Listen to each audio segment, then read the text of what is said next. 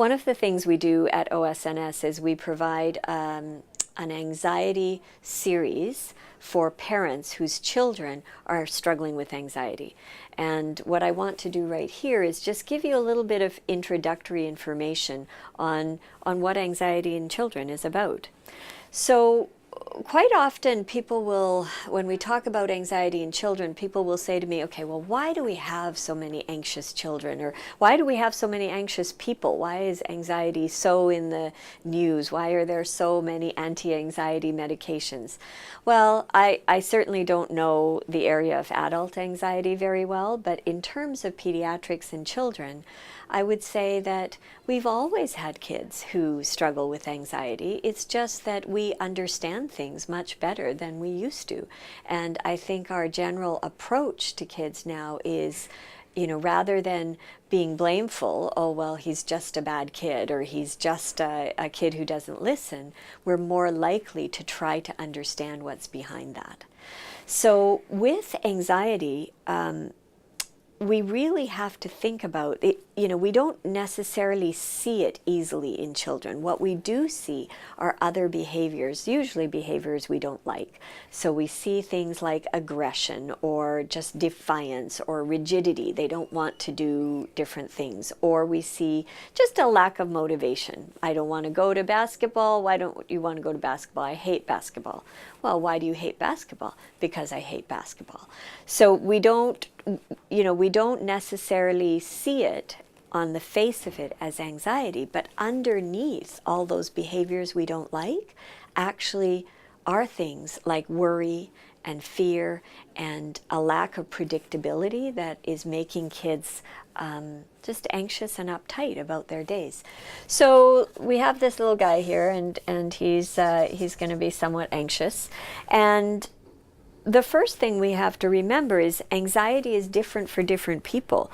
Right now, I don't feel anxious, but if I was talking instead to 3,000 people in an auditorium, my anxiety would be high. And I would be having a bit of a physical response to that anxiety. I might be sweaty, I might be, you know, stuttering a lot more than I am.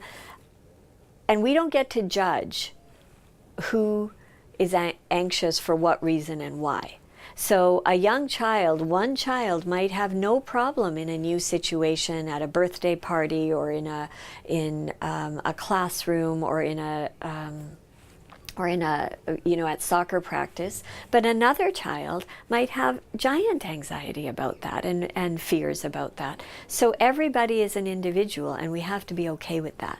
And we also have to remember that anxiety leads to a physical response. There is part of our brain, I like to call it our lizard brain, that is old and primordial, and when we are in distress, when something is really bothering us, that part of our brain hijacks all the reasoning. That's why we hear fight or flight. You know, that in a moment of anxiety or fear, we're overtaken and we can't reason. So if a child who's 4 has separation anxiety from separating from their mom, let's say, and their mom's about to leave, even though they've had the experience of mom coming back and, you know, having been left before, and it ends up being okay, in that moment they're having an anxiety reaction, and it's physical. So we have to well, first of all, we have to respect that it is a real thing, and then we have to deal with it. So, you know, we can talk about fight or flight, and that's just a way for us to remember that this response that children have when they are worried about something, when their world is not predictable and they're trying to figure it out, or when you know, they're going to go to soccer with a kid who teased them last week, or when they're going to Walmart and they, you know, don't like the lighting in Walmart, or the smells that they smelled last time in Walmart, that's going to cause anxiety for them. So we have this going on. And then, you know, if you think about it, anxiety affects us all in different ways. So where do you feel anxiety on your body? When I get anxious and upset, it's my stomach that goes. I am not hungry. My stomach is in shreds. And that's how I feel worry and fear in my stomach, on my body, because it is a physical response, as we just said. So with kids, when they're worried and anxious, it's really important to help them figure out, where on your body do you feel this? Some people get headaches, some people get very tight shoulders. We all have different physical reactions. So let's figure out where, and that's going to help us identify what's going on. So when you see these behaviors, rigidity or aggression or, meltdowns, let's try to figure out in a teachable moment what your child is actually feeling. Another really important thing to think about is many of our young children don't yet understand time well. And you'll see two types of kids. You'll see the type of kid who is trying to understand it all the time, like, what are we doing now, then, later? But time is a really difficult concept if you think about it. We use these words with kids like, we'll do that soon, or we'll do it later, or in 15 minutes. And really, it means very little to most kids. So it would be like if I took an adult, say you, and I said, I'm taking away your planner, and I'm taking away the calendar in your smartphone, and I'm putting you in a car, and we're going to go do a bunch of things, but you don't really know what they are, you don't know how long they'll take, and you don't know when you're going to get back to your comfort of playing with your Lego on your floor or watching your video. So they don't understand time, and yet we're using time words all the time. And then we wonder why they walk into a situation and they're anxious and uptight, and they clock the kid next to them when the kid brushes them the wrong way, or they just shut down and retreat and refuse to do anything. So they're having a fight or flight reaction to anxiety or fear coming from the fact that they have no idea, that is a terrible clock, but that they have no idea about time. And if you look at the time segment that we taped, you'll see that there are ways to really calm kids down and explain time to them in a way that will help ground them and make them feel more comfortable. So in terms of anxiety in general, I think the takeaway message is that anxiety is different in different kids, and we have to respect that kids get worried. And the best thing we can do is name that worry and help them out. And the best thing that we can all do as a compassionate community is be respectful that different things are going to affect kids different ways. When you see a child having a meltdown at soccer practice or at the store, grocery store in the lineup, or in the bank, it may not be. It probably isn't. It probably isn't just defiant behavior. It's defiant behavior that is rooted in something that's much more addressable and much more developmental. So one of the strategies that we can use to explain to children how to deal with worry or anxiety is a strategy called how is your engine running? And we use the metaphor of comparing body awareness and what happens in their bodies when they feel anxious or worried to an engine of a car, which is easy for them to understand, because if you press too much on the petrol, your engine runs really fast and you can feel out of control, and you can feel frustrated and you can feel worried, and it feels confusing a little bit. And when our engines are running too fast, that's when we can feel in our body that our muscles get really tense and we're breathing too fast, and we can feel like our head wants to explode. And then we look at strategies and tools of how we can get our engine to slow down a little bit so it can go to the just right speed, so that we feel content, we feel happy, we feel in control. And that's when our muscles are more relaxed, we're ready to learn, we're ready to play, and we feel in the just right space. And sometimes we can also then compare it to your engine running just too slow, and it's hard to get going, and everything takes a little bit longer, and you feel a little bit sluggish, or you feel tired, or you feel bored. And then we can look at strategies again to make our engine speed up a little bit. Once again, this is where we want our speed to be at just right, and when it's just right, we don't feel worried and we don't feel anxious, because we feel in control of what our bodies are doing and how our bodies are feeling. So this is a great strategy and a tool. You can use it anywhere. You can use it at home, you can use it on the way to school, you can compare it to your own engine level. So when mommy feels rushed and when I feel angry or when I feel worried, my engine is running too fast as well. And these are things that I can do to slow down my engine, and so that my body feels just right and I'm ready to learn and to play and to be in a happy space. One of the key pieces of anxiety in children is this whole idea that time is very hard for them to manage. So if we're going to talk about young children, but if we skip forward to say a boy who's in middle school and doesn't have great time management skills, and he's going through his day and he goes to history class and they're working on a Renaissance project, and they have 20 minutes to come up with a timeline for the Renaissance project. But 20 minutes goes by and he doesn't really get it done. And then he goes to math and they have a math lecture, and then he has half an hour to get the math homework done, but he gets one question done. Kids who we know these kids, they just struggle with how to use time, and time slips by and they don't really understand why they didn't get their task done. But what happens is by the time they get home, they have literally 2 hours of homework to do, plus they have to go to hockey practice, plus they have some family commitments.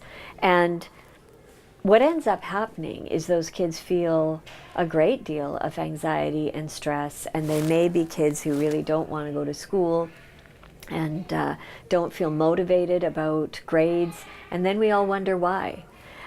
So what I'd like to do is take us all the way back to young children and the idea of time, that we use time words so much with young children, and yet we forget what a complicated concept it is. We say, we'll do that soon, or we can do that later, or we'll pick up your brother in 15 minutes, or you can have the iPad in half an hour.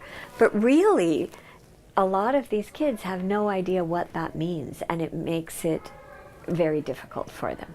So there's this woman, Sarah Ward, who teaches about time and teaching time to kids to decrease their anxiety. And she has, I think, a quite brilliant approach in that she talks about the sweep of time. Since the advent of digital clocks, everything for us is numbers, and we're often looking at clocks that are just numbers. And we set timers, that beep and that count down without us being able to see them. But what she does is she talks about the importance of an analog clock and of children learning time by looking at the sweep of time.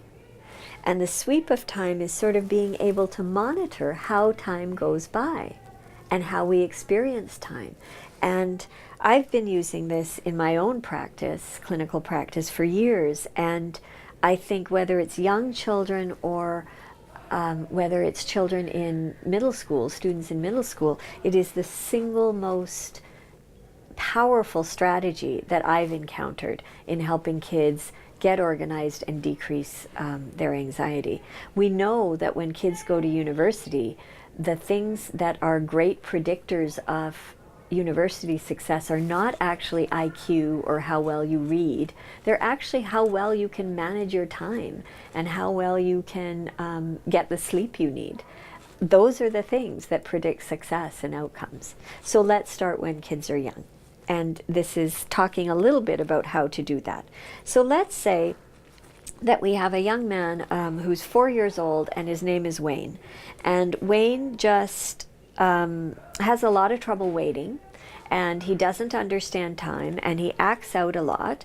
And so what we're going to try to do is try to explain time to Wayne. And Wayne does not know his numbers yet, so the numbers on here are irrelevant. But Wayne can certainly understand that there is a long black stick here that goes around. And we can call it an arm or whatever. There's a long black arm and it goes around. And it helps us see how our day is going. So right now, it is 11:15-ish, and we're at the Starfish, and Wayne we have to go and pick up Wayne's brother at school. He doesn't like going to pick up his brother. He does not want to get in the car. But we're going to give him some warning and say, well, Wayne, you know what? When this stick gets to the Batman, I have a dry erase marker, and you can't see, but that sticker is a Batman. So every 5 minutes, there is a different sticker. Stickers that Wayne likes, because they're characters he likes. Batman, there's Thomas Tank Engine, there's a Minion and Hulk. So when this long hand gets to Batman, so we have this much time to go, when it gets to Batman, we're going to go and pick up your brother, Eric. So we're just going to draw Eric in there. And that's Eric, and we're going to go pick up Eric. But you know what? It doesn't actually take that long. What we're going to do is, by the time that the long hand gets to Flash over here, we're going to be home, and guess what? Then you can be on your iPad. So I'm going to draw your iPad in there. Now, Wayne doesn't really understand 10 minutes and 15 minutes, but Wayne has seen this clock enough to see that the hands move around. And even if he doesn't understand the concept of time, he's going to start to get it here. So he knows that he has this much time at home to hang out, and then when the arm gets to here, we're going to go pick up Eric. And then he also knows that here, and I'm not very good at drawing, so there's our car. So we're going to be in the car during this whole time. And then when he gets back here, when we get back home, this long arm is going to be at light. I think that's lightning. I'm not sure. When we get there, past Thomas Tank Engine, it's going to be time to be on the iPad. And that's the beginning of Wayne starting to understand time and starting to feel like his day is predictable. So had he not had this, all he gets is get in the car, we're going to get Eric, we'll be back in 15 minutes, and none of that really makes sense. So you start doing this with kids, and it's just an extremely powerful way to help them organize. And if you keep these clocks at eye level for kids, it is also very, very helpful because they'll be watching it even when you don't think so. And so now when Wayne is in middle school and he comes home and he has 2 hours of homework, first of all, we're going to figure out with this clock how to get his tasks done in that 2 hours. But we're also going to start figuring out, okay, well, half an hour is, say, from here all the way to here, and that's how much time you had for math. Let's figure out what happened in that time. Let's look at the sweep of time.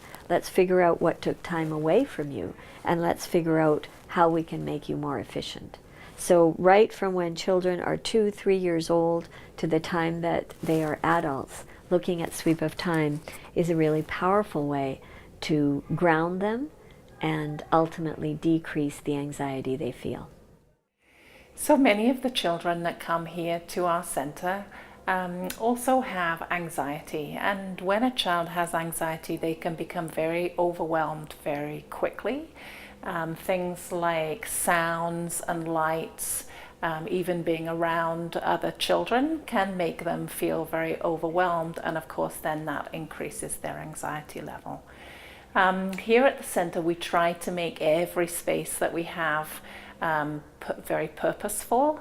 And so for those children that have anxiety and those children that become very overwhelmed, we decided to make Otis's Cave.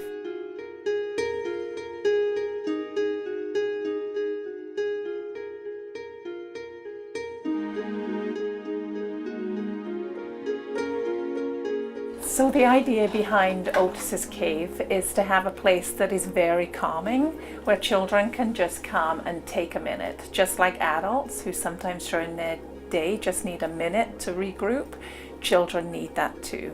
So this is a place where everything in here is designed to be very calming for children. So one of the things the children see as soon as they come into Otis's Cave is our beautiful bubble tube. This is very calming for children. They can sit and watch the bubbles go up. It's very mesmerizing. It changes color, and they can just sit and forget about everything else that's been going on and calm down while they're looking at the bubble tube. So one of the features that we have in our Otis's Cave is these yogi pillows. We have several of them, different shapes, different colors, and the idea of them is that a child can just plop themselves in. They're very supportive in any position that you're in. So a child could be on their tummy, they could be sitting up, they could be lying on their back. It gives them lots of nice deep pressure around their body, which is very calming. And then, for example, they can sit and watch the rhythm of the bubble tube. So as we go deeper into Otis's Cave, we have some other features, and another very popular feature with children is our fiber optic spray. So again, we have a yogi pillow below, and children love to sit on the yogi pillow. They can put the fiber optic spray all around them. They can hold on to it. Again, they can squeeze it. Doesn't get damaged at all. The squeezing is another calming technique. And again, just sitting here is very relaxing. They can watch the colors change, and children just love to be nestled up in this corner with our fiber optic spray.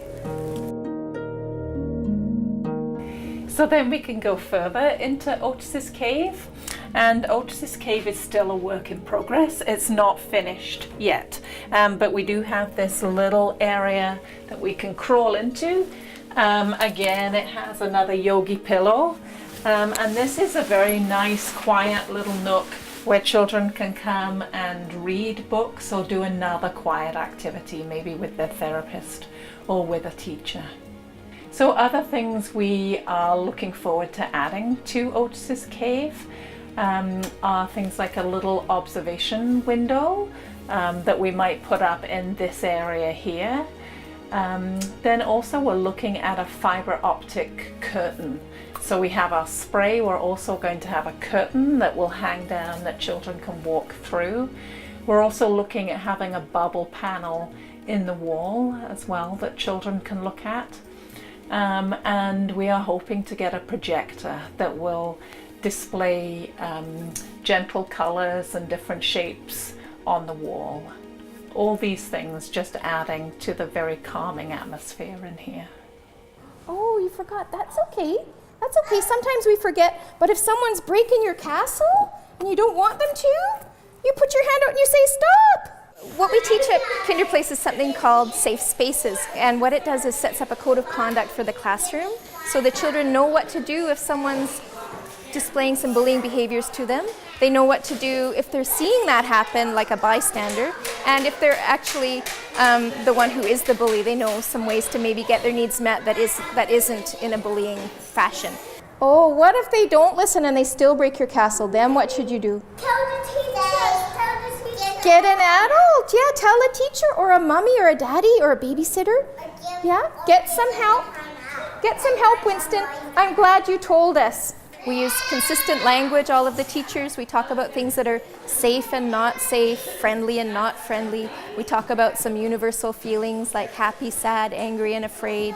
And then we work on just beginning problem solving. So what's happening here, you know, and negotiating with little preschoolers how they can get turns if they need them, or just solve the problems that they have in their everyday play.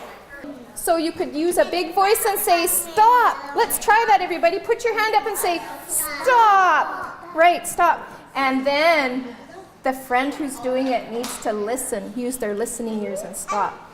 Language development happens when you're interacting with friends. Higher level thinking happens when you're playing dramatic play with friends, that creative mode. Those scientists that are going to grow up have to start out with some creative play and just creative thinking outside the box. So those are the things that we want children to be doing for sure. And George really wanted that watering can. So he grabbed it and he was pulling on it. They should say, can I have it? And she said, no, he says wait. George, did you hear? The children said, you could ask, can I have a turn? Oh, okay. When she's done. Yeah, she could say, you can have it when I'm done. Yeah, that's a great idea. Did you hear that, Marta? That's a more friendly way to say no. I'm using it now. You could say, when I'm done, George, you can have a turn. Let's try that. We have to start really young. If we teach them when they're preschoolers, then they're going to know what to do as they get older. If they're raised in a culture of bullying prevention, like anti-bully, they learn as they grow. They get stronger as they grow. They have a good foundation to start, and they just get stronger. Their self-esteem, their ability to say a strong no if they need to tell someone to stop if they need to, or go get help. They know what to do if they need to. That has to start. That message starts really young, like this age, and then it will help children as they get older. It's building blocks for every other area of development. If somebody does something you don't like, what should you do? Stop. Say stop. That's right. Good job, everybody.